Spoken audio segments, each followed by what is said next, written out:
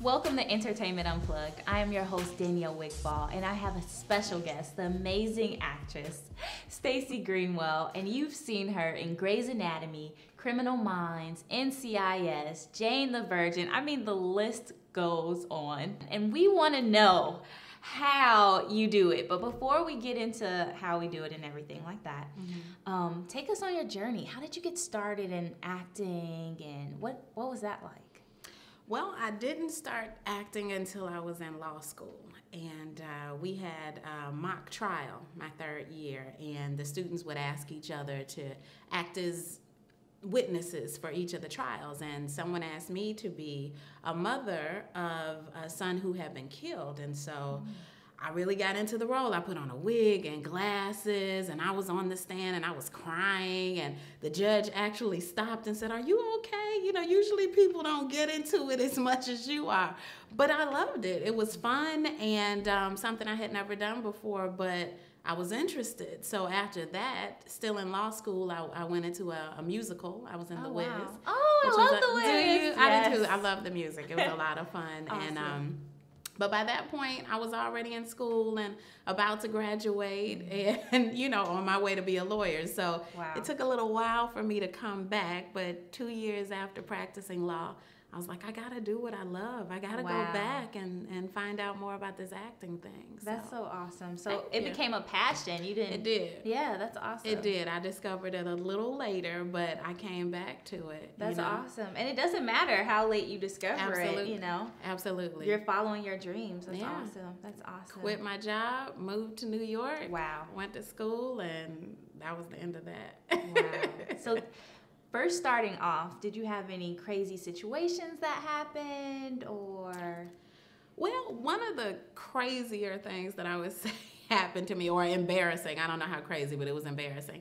I did this conference for theater, and what you would do is audition for a bunch of theater companies at the same time. So this was a two-part process. We would first sing songs, and then there was a dance portion. Well, I can sing, but I can't dance. So I was like, well, we'll just see what happens. You know, maybe the routine won't be so hard. So I went through the singing part, and then the dancing part came, and the routine was impossible. Oh, wow. It was really, really hard. And they weren't even showing the moves. They were just saying, shuffle, ball, change, pirouette, and just expected you to know. Right, and I don't know anything about it. You're probably a dancer, but I'm not. So I didn't know anything about it. So I thought to myself, I'll just pretend that I'm a dancer. I'll hold myself like a dancer. I'll really concentrate. That didn't work. After about 2 minutes, I saw that wasn't going to work. So I just decided I would go in there and freestyle it. Like, just go in there and make up moves and spin around and have a good time. It was one of my favorite auditions ever because I just did not care. Awesome. And they loved it. And a lot of theater companies asked me to be in their production. I love that. Yeah, I think they thought, she's so crazy. She can do anything. And you had the courage to do it and not just give up and walk away. That wasn't an option. But I thought, you know, it would be fun just to not care, just to go in there. And I felt bad for everybody else who was in my group because there's no way that anybody looked at them when there was just a complete fool on the stage. You took the show. I did for, you know, weird reasons, but I did That's take awesome. the show. That's so good. What's one of the best decisions you've made in your career? I would say to be proactive about my own career. Even if you have an agent, that doesn't matter. You still can be doing something to further your own career. So that means taking classes, going to workshops, looking up casting notices, researching television shows. Wow. There's always something that you can be doing to get ready for your next job. And I think that's changed my career quite a bit. Yeah, I've learned a lot from you. Also, Stacie teaches classes as well, and she's an amazing coach. Thank you. I've learned so much about the business side of acting. A lot of actors look at just the talent or let me work on my craft, but there's a business behind it. There really is. Do you have any more tips or strategies for actors that are just starting off? Absolutely, absolutely. I would say focus on 10 shows that you want to be on. And when I say want to be on, I mean that your good for. You see people like you on the show. So say a Grey's Anatomy, there's always a doctor, a wife, a nurse, so they have a lot of opportunities for people. And when you see a role that looks like you can be on it, that's a good show for you. As opposed to a show like me, maybe I won't find myself on one of the young CW vampire shows, that I might like it, but if I don't see a lot of people who look like me, that might not be my best place to focus on. So focus on 10 shows that are good for you. Then find out who those casting directors are and develop relationships with them. And I think that's best because sometimes people are overwhelmed by the amount of TV shows here and they just want to be on everything. But if you focus on 10 at a time, it's something that's doable. Postcards are good, emails with attachments of pictures of you because they always need to know who they're receiving an email from. So it's always important to have that. But use what you have. Don't put it off because you don't have some of the fancier things. Use what you have and get it done. What do the marketing materials look like? Well, use what you have. When I first started off, I didn't have a lot of materials. I would just print regular letters on regular paper and just put a little picture of me on the top right corner. That's good. So you've been on everything. I turn on the TV and I see you all the time. All the time. It's a dream come true, being a working actress in LA, living your dream. It's amazing. Thank you. So do you have any crazy stories from being on set or behind the scenes or... Well, I'm not sure if this is crazy, but one time I was on True Blood, which is one of my favorite shows. I had a really good time being on set there, and my character had to cry for a really long time, like 11 hours I was on set crying, and it was really an emotional scene, and I was so excited to do it because it was kind of like a meteor role. Like it was still small, but it had a little something to it, substance. So I was really excited about it. I told everybody I was going to be on True Blood. And then like 2 weeks before it was supposed to air, I get a phone call. And I pick up and he says, "Oh, this is such and such from True Blood. And I'm kind of not sure who it is." And he said, "Oh, it's the executive producer, director of True Blood." And I'm like, "Hey, nice. how you doing?" You? Right. Yes. I'm kind of excited, kind of scared, kind of confused. And so he says, "First, I just want to start by saying you did a really great job on the episode and it was wonderful work.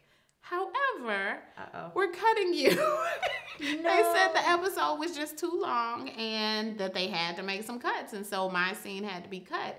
And he was telling me his wife is an actress. And so he understands how important it is for actors, when they're looking forward to being on TV and then they find out they're cut. So he, apologized, but it was bittersweet because I was so sad, to be cut. But at the same time, it was such an honor for him to call me personally and let me know that was happening. So, that just happens sometimes with the job. But I'm grateful to even have had the experience, really. Yeah, that's amazing. Normally they just cut your scene. They and don't you tell don't know. you. Yeah.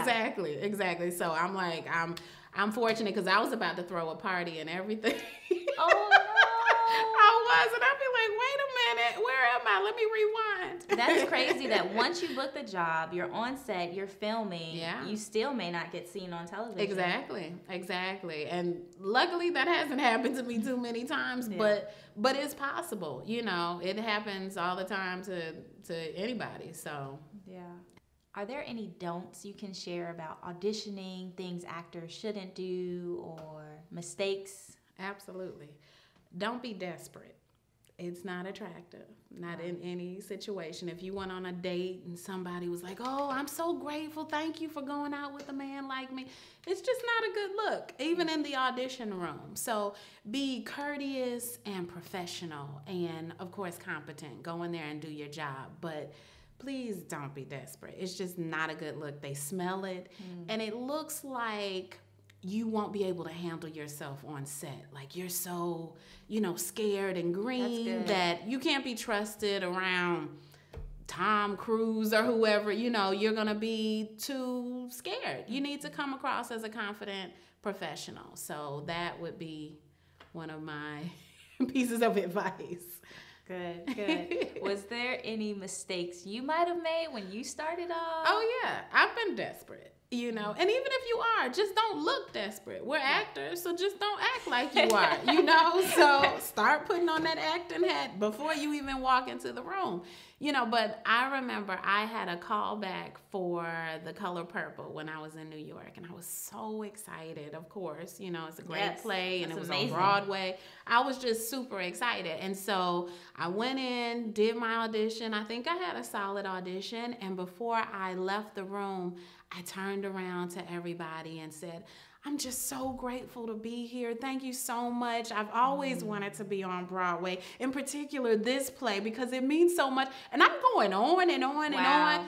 Like, what if I did get the part? They probably would think that I would see Fantasia and fall out or something, you know, or want her autograph as soon as I get on set. You know, I need to understand that this is an exchange. I'm offering my acting services, you know, in exchange to have the opportunity to do it, but it's a mutual exchange. It's not just me getting this gift, you know, and so you need to present yourself as if you have something valuable to offer. So it seems like it's a fine line between being grateful that you got the role and so excited this is your dream role and showing that you're desperate. Right. I mean, just handle yourself the way you would in other situations. So if you were to get a job in corporate America, say, you would be happy to probably have the job, but at the same time not, oh, Mr. Johnson, thank you so much. It's an honor. You know, this is a job, you know, just like any other job, and they expect us to act as professionals. So have the same, you know, courtesy and professionalism you would have in any other arena. And by the way, some people forget to be themselves in the casting room. Like I don't know if they want to become someone else or become robots, or just be yourself. You know, that's all they want to see. Just be yourself, be confident, be comfortable, and just don't let them think you'll be weird on set. That's so awesome. It's so great that you said be yourself, because you're acting. So I can see how it can be confusing to be yourself, but you're playing a character. Absolutely.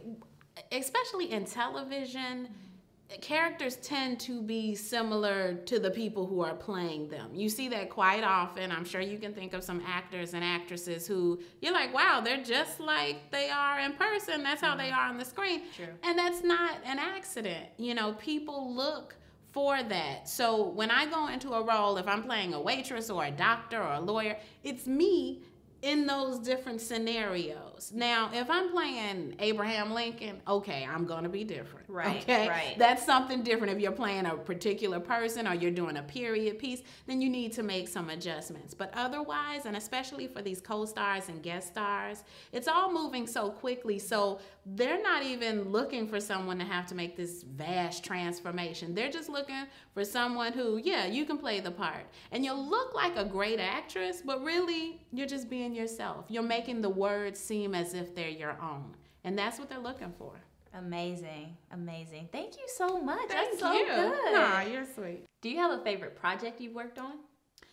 I would say my favorite project so far has been Modern Family, because it's one of my favorite shows. Yes. And it's cool to go from being a fan to actually being on set. Now, I know I talked about not being desperate and not acting crazy, so I had to hold it all in and be very professional. But I love Ty Burrell. I think he is just awesome at what he does. And it was just an honor to watch him work, and then to be able to work with him was even better. So that was definitely one of my favorites. And he's so nice and sweet. He's everything that he is on this show. Yeah.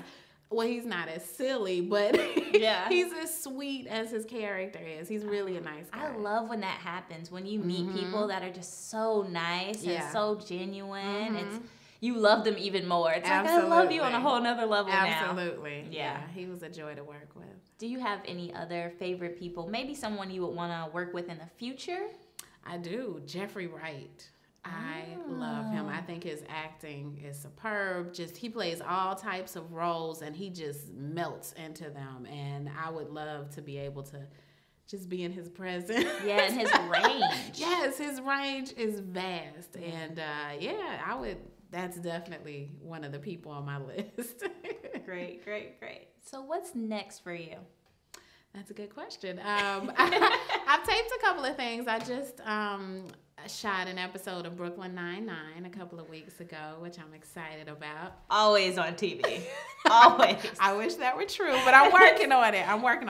And I actually got to play a lawyer for the first time, which is funny. And that circles back. And that's something for the first time. So that's a lot of fun. And then there's a new show coming out on NBC called Aquarius, and with David Duchovny. Nice. And I'll be on an episode of that as well. So early next year, look out for me. Yes, look out for her.